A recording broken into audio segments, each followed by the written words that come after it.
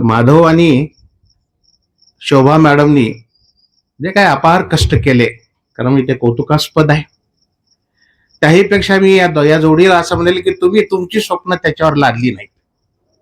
नाही तर हल्ली काय झाले की मायबाप स्वतःची स्वप्न पोरांवर मुलींवर लादतात आणि then they land into depression. Vedant म्हणला मी डिप्रेशन मध्ये गेलो नाही.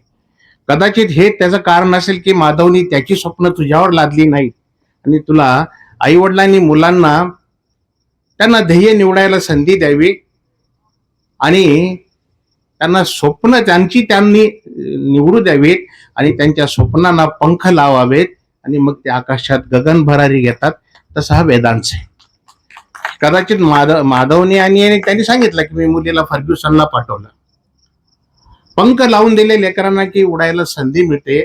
तसं आता तुमच्यापैकी बरेच जणांची मुलं आता डॉक्टर आहेत, इंजिनियर आहेत, डॉक्टर पवारांची आहेत, डॉक्टर हेमगिरींची उद्या त्यांचा मुलगा इज अ व्हेरी ब्रिलियंट चाप, किंवा इतर अनेकांची मुलं डॉक्टर होत आहेत, इंजिनियर होत आहेत.